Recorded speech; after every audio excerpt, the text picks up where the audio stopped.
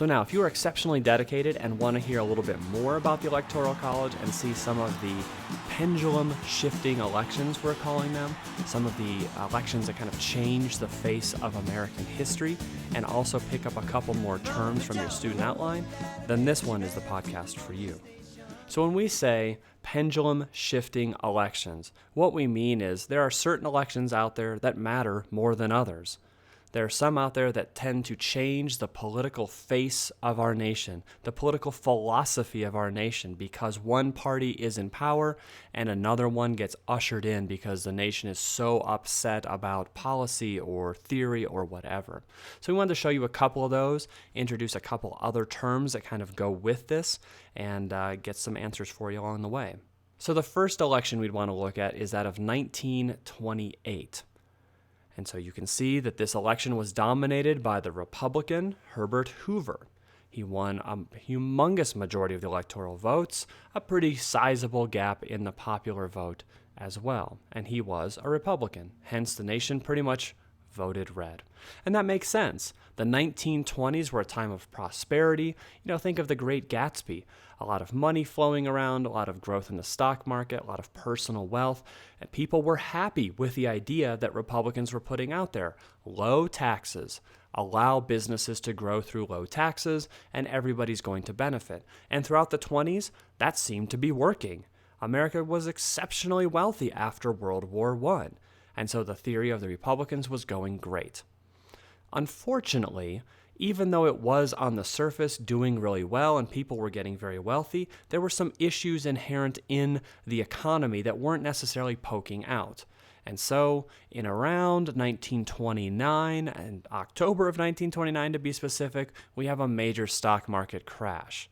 So this combined with overproduction, this combined with wages that were not increasing, all lead to the Great Depression, where at one point, 25% of Americans were out of work. So, needless to say, if you have a very angry American workforce that isn't working, and they're finding themselves in the midst of a Great Depression, they're not going to vote for the Republicans the next time they get a chance to vote. Because they're going to say, hey, you guys had your chance, we felt that you didn't do so hot, now we're led to the Great Depression, and so we're going to vote in the other guy. And in 1932, which is the next time there was a national election, that is exactly what happened. And there you go. 1932, the next time Americans got a chance to vote, they voted in the other guy. They looked to the Democratic Party and their theories of maybe larger government, higher taxes on the rich, larger government creating more jobs as what they thought was going to help the economy and the nation the best. And so in 1932, we have a pendulum shift. The nation moves away from the Republican philosophies and moves toward the Democratic philosophies. Now, if you're looking on the right-hand side and you're seeing the key, you see some other letters that identify a couple elements of this election. And so some terms that you need to know that are based on this, if you see an I next to one of the candidates' names, that stands for incumbent. And this is a candidate running for re-election who is already in office. So for example, in 1928, Herbert Hoover won his first election. So by 32, he's running for re-election. He is in office in 32 as president. He is the incumbent. He is looking to be re-elected. The other guy, Franklin Roosevelt or FDR, serves as the challenger, the candidate who is running against the person already in office. Put it in a more modern sense. In 2008, Obama was a challenger. In 2008, John McCain was also a challenger because George Bush had been term limited out. He could not run again. In 2012, Obama, since he was the sitting president and he's running for re-election, he gets the title of incumbent. It just means that he's already currently in office. And in that case, in 2012, Mitt Romney was the challenger. You can extrapolate this to 2016. In 2016, we're going to have no incumbent and two challengers because Obama cannot run again, and two new people for the Democrats and Republicans, and of course all the other parties that are out there, have to run as new challengers. All right, so let's introduce another term here. We get the idea of third parties.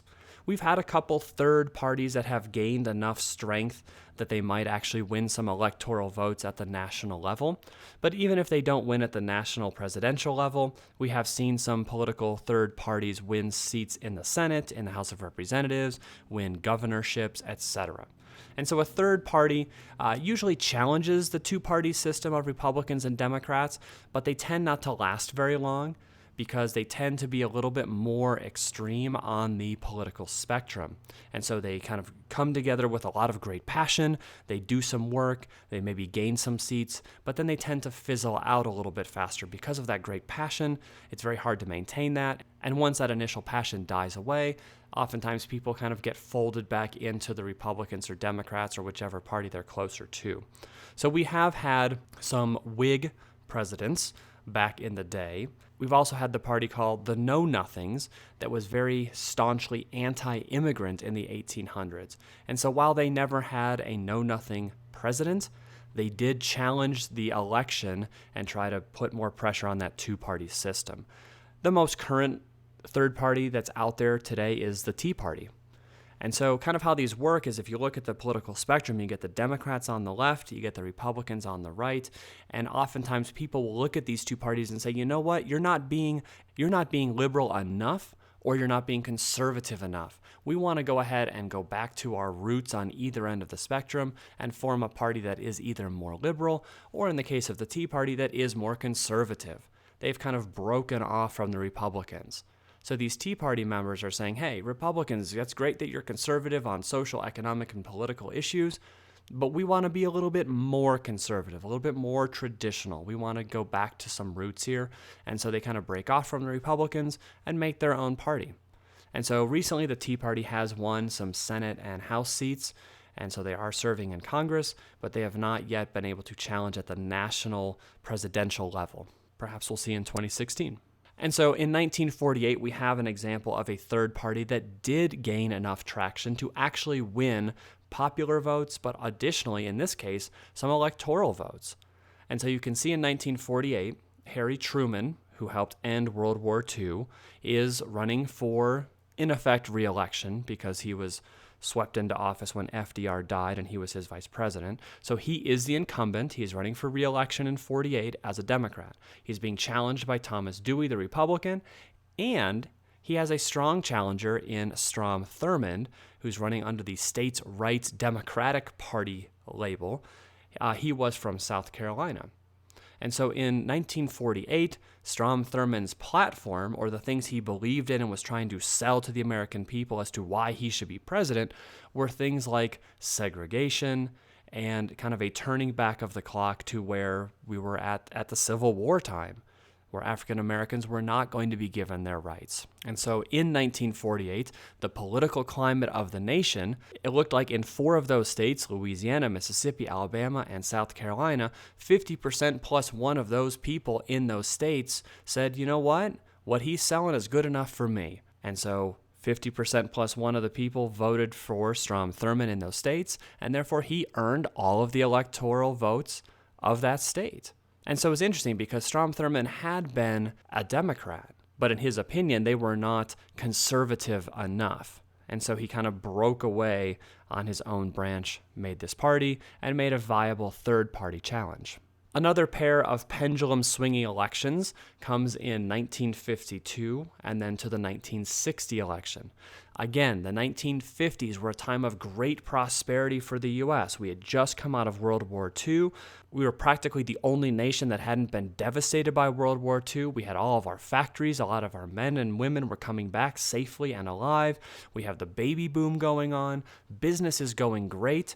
And therefore, in 1952, America votes for the Republican candidate, Dwight Eisenhower, because he represents the theories and ideas that were going to help that prosperity grow in the 1950s. Low taxes on people, small government, let business do what they're going to do. So in the 50s, America votes in Dwight Eisenhower. So by 1960, some of the gloss of the 1950s was starting to fade. There were some issues that had been brewing in the 50s but had never really been dealt with by the small federal government under Eisenhower. Civil rights was becoming an issue. And so in 1960, the nation starts to look to the other candidate. And so rather than having a small federal government that isn't managing things in a way that people felt it should, a majority of the nation, a small majority of the nation, chose to vote for John Kennedy, the Democrat, and the theories of the Democratic Party. So a little bit higher taxation, more size of federal government, which would allow them to deal with some of the issues that had been brewing in the 50s, but were coming to a head in the 60s, such as civil rights. And so you do see that Harry Byrd was a Democrat also, and he did win a couple electoral votes here and there.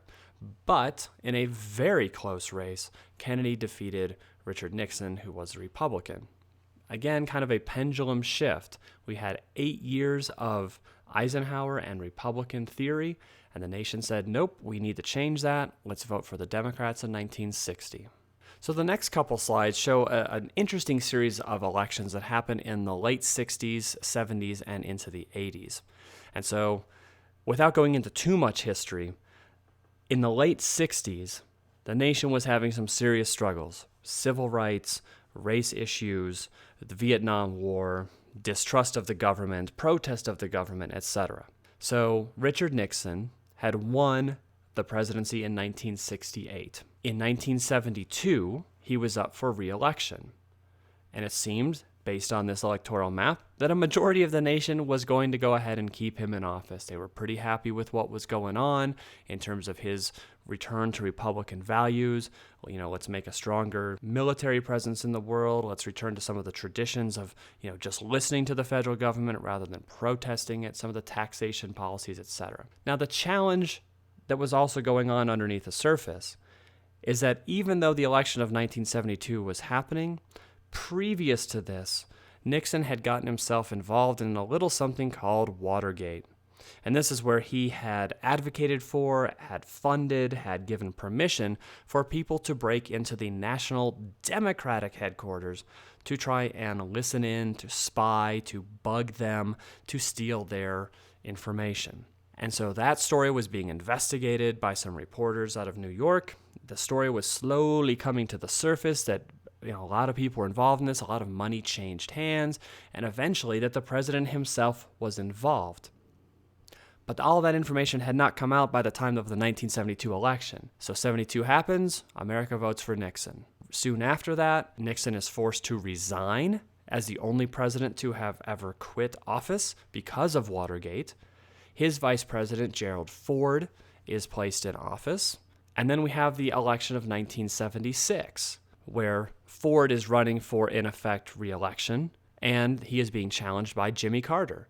And this is a pendulum shift, because Americans were fed up with what the Republican Party had done. And so the pendulum shifted back to the left.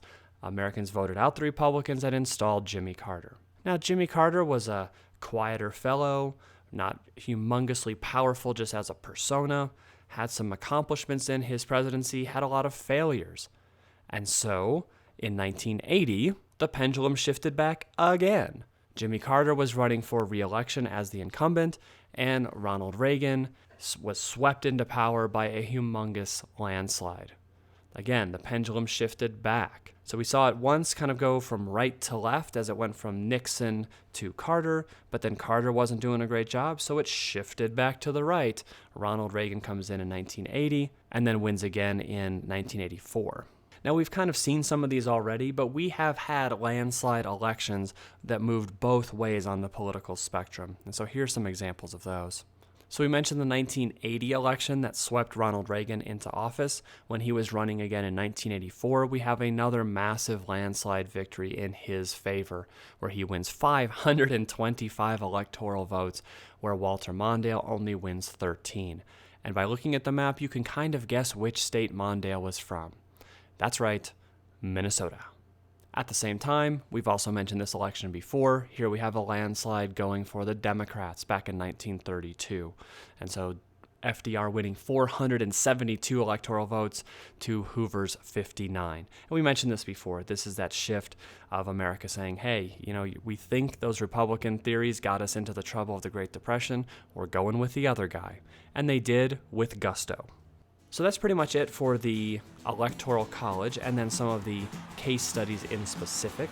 As always, if you have any questions, please bring those into class. All of these terms and all of these trends and all of these deep thinking ideas are things that you're going to need to apply in our next unit. So please make sure you understand those. And if you have any questions, bring those in and we'll get those answered for you. Thanks so much, and we'll see you soon.